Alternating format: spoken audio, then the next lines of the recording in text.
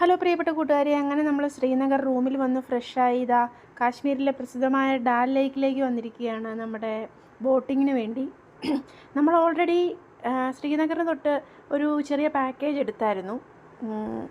അപ്പോൾ അതിലിതൊക്കെ ഇൻക്ലൂഡഡ് ആണ്, ഈ ബോട്ടിങ്ങൊക്കെ. പക്ഷേ ഇവിടെ വന്നപ്പോൾ അവർ എക്സ്ട്രാ നമ്മളോട് പൈസ മേടിക്കുകയാണ്, അതും ഇതുമൊക്കെ പറഞ്ഞ്. ഇവർക്ക് പറ്റിക്കാൻ നന്നായിട്ടറിയാം. ആരും ഇവരുടെ വലയിൽ വീഴാതിരിക്കുക. അതുകൊണ്ട് നമ്മൾ അറിയാൻ പാടില്ലാതെ പിന്നെ നമ്മൾ പാക്കേജിലുണ്ട് ഓൾറെഡി, എന്നാലും പിന്നെ എക്സ്ട്രാ പൈസ കൊടുത്തു നമ്മൾ. അതുകൂടാതെ ആ ബോട്ട് എന്താ പറയുക, ബോട്ടിങ്ങിലെ പയ്യനുണ്ടായിരുന്നു. ആ പയ്യനും നമ്മളോട് കണക്ക് പറഞ്ഞ് പൈസ മേടിച്ചു. അതെന്താ അങ്ങനെയെന്ന് ചോദിച്ചപ്പോൾ അവൻ പറയുന്നത്, അവൻ കുട്ടനാടൻ പുഞ്ചയിലെ പാട്ട് പാടിയായിരുന്നു. അപ്പോൾ ആ പാട്ടിനും കൂടെ കൂട്ടിയാണ് അവൻ നമ്മളോട് പൈസ മേടിച്ചത്. അപ്പോൾ എന്തേലും ആട്ടെ. അപ്പോൾ പിന്നെ നമ്മളിത് കണ്ടോ, നമ്മൾ ഈ ഡാൽ ലേക്കിലൂടെ ഇങ്ങനെ പോകുമ്പോൾ ഒരുപാട് കച്ചവടക്കാർ വരും കേട്ടോ. ഓരോ ഫുഡും അങ്ങനെ ഓരോരോ ഐറ്റം ഒക്കെ ആയിട്ട്, അക്തർ അങ്ങനെയുള്ള കാര്യങ്ങളൊക്കെ ആയിട്ട് കുറേ കച്ചവടക്കാരിങ്ങനെ വരും. ഇത് കണ്ടോ, ഭയങ്കര മഞ്ഞാണേ, ഒരു രക്ഷയില്ല, തണുത്ത് വിറച്ചാണിരുന്നത്. അപ്പോഴാണിത് നമ്മുടെ സ്പെഷ്യലായിട്ടുള്ള കാവ, കാശ്മീരി കാവ, സൂപ്പറാണ് കേട്ടോ, അടിപൊളി ടേസ്റ്റാണ്.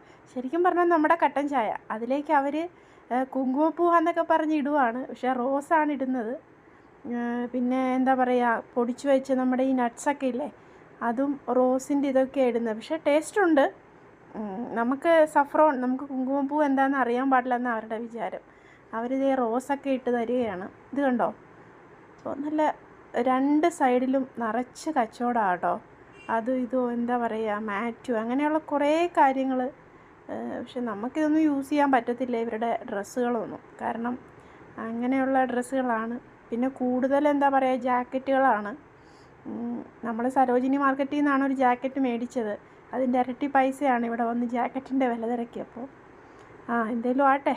പിന്നെ ഇത് കണ്ടോ, മഞ്ഞ് മൂടി, നമുക്ക് എന്താ പറയുക, കാഴ്ചകളൊക്കെ അങ്ങനെ മങ്ങി തുടങ്ങി.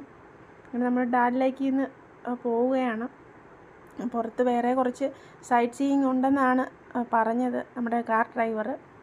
നമുക്ക് വണ്ടി ഉൾപ്പെടെ, ഫുഡ് ഉൾപ്പെടെ, ഹോട്ടലും ഉൾപ്പെടെയാണ് കേട്ടോ നമ്മുടെ പാക്കേജിൽ. അപ്പോൾ ഇത് കണ്ടോ, നമ്മൾ സൈഡിലെ യാത്രകളൊക്കെ കണ്ട് ഇങ്ങനെ പോവുകയാണ്. അപ്പോൾ ഇതൊരു കൊട്ടാരം പോലത്തെ ഒരു സ്ഥലമാണ്. അവിടെ വന്ന് കുറച്ച് വീഡിയോസൊക്കെ എടുത്തു. പിന്നെ നമ്മൾ അവിടുത്തെ സ്പെഷ്യലായിട്ടുള്ള ബിരിയാണി കഴിച്ചു കേട്ടോ. അടിപൊളി ടേസ്റ്റായിരുന്നു ആ ബിരിയാണിക്ക്.